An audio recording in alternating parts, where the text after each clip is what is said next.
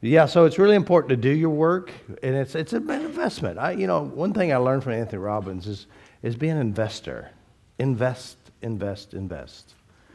I looked at, I'm presenting in front of you today, and 2000, I think it's around 2000 when I was in with Gary Craig, and he said, you can help more people if you gave seminars. My mind gave me an image that I was giving seminars in front of a lot of people. And then, of course, I went to this guy, and I decided there's a model of thinking that says be, do, have. I am, therefore I do, and I have because of who I am. Which, at that time, I made up this little mantra in my head: I'm the greatest presenter of all time. It's just something I don't tell many people about because they just don't realize how great I am yet.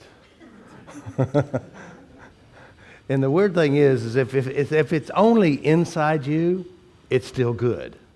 You know what I mean? It's interesting. If you have this, we all carry an ideal about ourselves, within ourselves.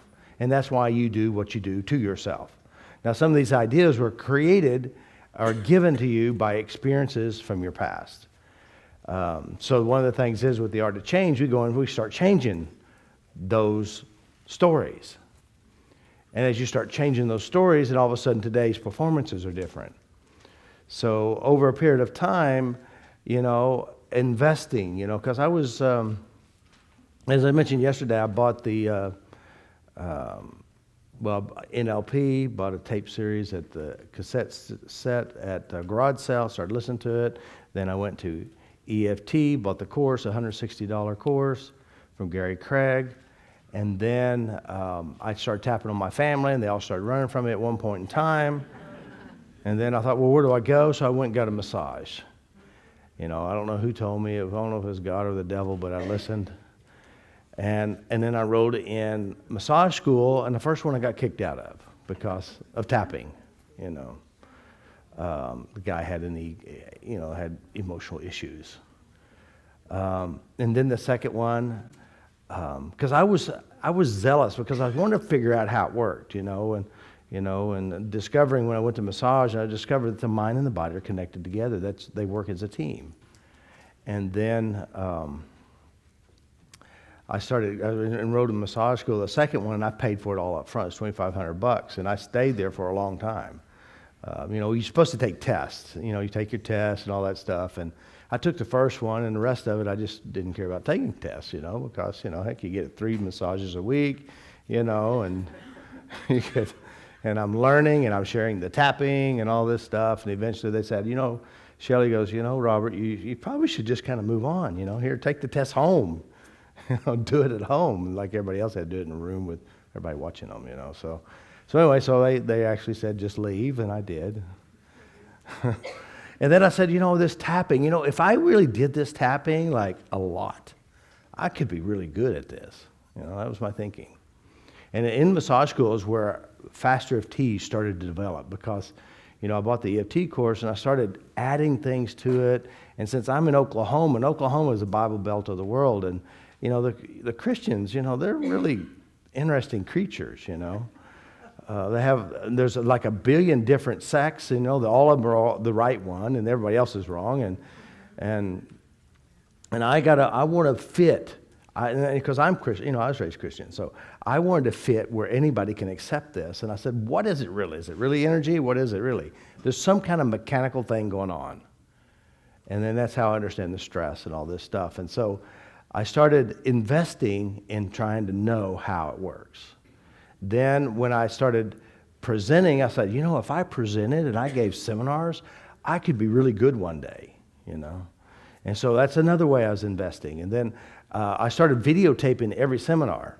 And of course, I started producing VHS tapes, which it was a long, laborious process. And, and I bet there may be one tape out there in the world. Who knows? But I started recording everything, and then I watched a YouTube video where somebody's doing EFT, and I said, God, people need something better than that. That's my thinking, So my first video was in October of 2007, all right?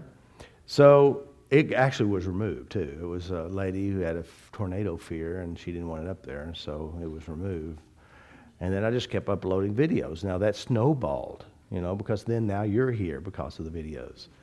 I actually started selling DVDs. I bought stuff and I homemade DVDs, and now I have I recently last year I bought a company. I bought an office building, 3,200 square foot office building in Oklahoma City, and I have a staff of 8 people helping me. And I don't even know how to run a business. I can talk, I can tap you,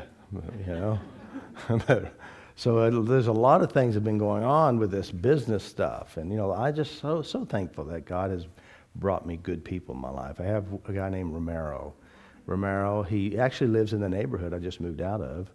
I lived 26 years in a mobile home. Something that had taillights on the back of it. 26 years, and now I have a house, a real house. A 4,500 square foot home. And, I think, God, is this really mine? Oh no, it's the bank's. So I started investing. And from my investments, I knew things would grow up. Now, the reason why I'm making this point is that investing in yourself takes small steps.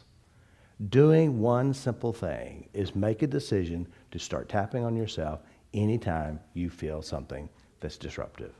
One step. If you just do that consistently, your life will begin to change. If you take other steps, like when you realize when Nicola is talking about me and she's bitching and griping, what I do inside my head, I go, she's talking about herself. If you just do that one thing, when somebody starts bitching and griping at you, and just realize she's talking about herself. Or you could be the other one. The other one is saying, what did I do wrong? What's wrong with me? Did I brush my teeth this morning? You're going to start looking for a way to find something wrong with you. This is a typical way of thinking. So if you just do those two things, God, everything will be so much better. You won't even let things bother you, These are just little investments. Just keep investing, and realizing everything inside your head. If you get this idea, everything inside my head is really me. Get another idea that if it's inside my head and memories aren't really real, you can actually change them. It's just a fantasy world in there. It's not even really real. Now, there are some things that are useful, 5 times 5 is what? Just pops right in. That's useful. Now, and this is how the mind works. So these are some of the little things. So how many of you actually went inside yourself and started finding some interesting things? Or found something you didn't know was there? Congratulations. All right, so today's our tapping day. So we're going to do a lot of tapping. You're going to volunteer. We're going to get up here and we'll work on you and we'll clean you up. There is something that you have to be aware of, is you have to take full responsibility for your problems, because Cindy's going to come up, or somebody else is going to come up, and Cindy's going to talk about her dog who died, or her grandfather, her chicken, or her frog, whatever happens, and then all of a sudden you're going to be feeling emotions. The fact is, her energy cannot get you. You supply the meaning, everything happens up here. Now, she may stir up your ideas and your issues inside you, but these were there long before you ever arrived here in Las Vegas in this seminar. Does that make sense? So, and say, for example, you feel like shit because of what's going on. Rejoice in the fact you're on the verge of healing. If you do one thing, tap. If you do not tap, you get to re-experience it, rehearse it, and maybe you can make it even worse. Good job.